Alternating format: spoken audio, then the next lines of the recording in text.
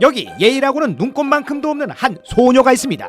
그리고 500살이 넘도록 젊음을 유지 중인 남자도 있지요. 그런데 이 둘이 만나 생각지도 못한 놀라운 일을 겪게 된다는데요. 해리포터 제작사와 영화화가 확정되었다는 화제 판타지 동화 뱃서니와 괴물의 묘약입니다. 영화 대 영화인 줄 아셨죠? 북경식입니다. 남자가 그것을 처음 만난 건 7살 무렵이었습니다. 뒤뜰에서 놀던 남자의 발에 뭔가가 밟혔지요.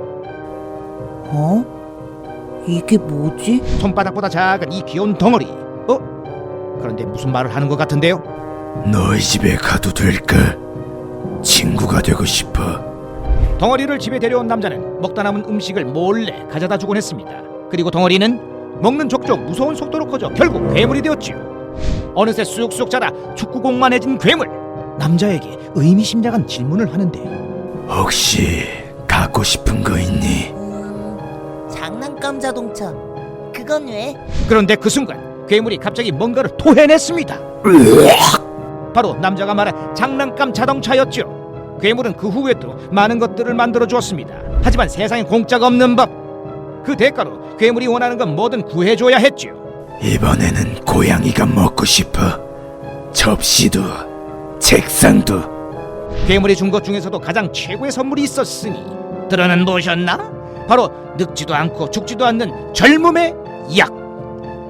이 약 덕분에 남자는 무려 511살이 되도록 간신히 젊음을 유지하고 있었던 거지요. 완벽해. 그런데 어느 날 괴물이 충격 선언을 했습니다. 이제 마법의 약을 더 이상 주지 않겠다라는 것. 아니 갑자기 왜? 먹고 싶은 건 무조건 구해줄게. 제발 약을 줘. 그런데 괴물이 요구한 음식 뜻밖이었습니다. 그럼 어린아이를 구해와. 육즙이 풍부하고 통통한 게 좋겠어. 에? 지금 사람을 먹겠다 이 말씀? 사람을 먹겠다고? 하지만 젊음에 눈이 멀어버린 이 남자 결국 아이를 괴물에게 바치기로 결심합니다. 그런데 아이는 어떻게 구하지? 그때 남자에게 기막힌 아이디어가 떠올랐습니다. 바로 부모 없는 아이들이 살고 있는 보육원.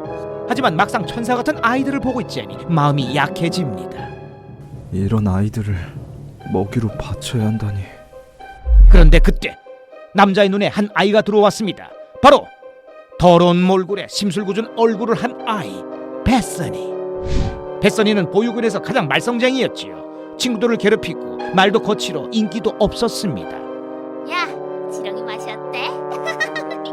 이런 예의 없는 아이라면 괴물이 먹어도 괜찮지 않을까? 결국 뱃서니를 입양해 집으로 데려옵니다. 그 와중에 아무것도 모르고 까불기 바쁜 뱃서니. 와, 아저씨 집 진짜 쓰레기 같네. 무식하게 크기만 해. 하지만 먹잇감으로 바치기엔 너무 말라 있었고 일단 살부터 찌워 괴물에게 데려갈 작전을 세우는데요. 일단 밥부터 먹자. 예상대로 뱃서니는 매일 남자를 힘들게 했습니다. 집안을 어지르고 버릇없는 말도 서슴없이 했죠. 가만히 못 있어. 예이, 맛 좀 봐라, 약골 아저씨. 하지만 싸울수록 점점 정이 드는 것 같은 이 기분은 뭐죠? 뱃서니는 지루하던 남자의 일상에 활력이 되어줍니다. 그리고 4일 후 제법 통통해진 뱃서니를 보며 오늘이 마지막일 수도 있다는 생각이 심란해지는데요. 정말 오늘이 마지막인가? 남자에게 뱃서니가 묻습니다. 약골 아저씨, 무슨 일 있어요? 더 늙어 보여.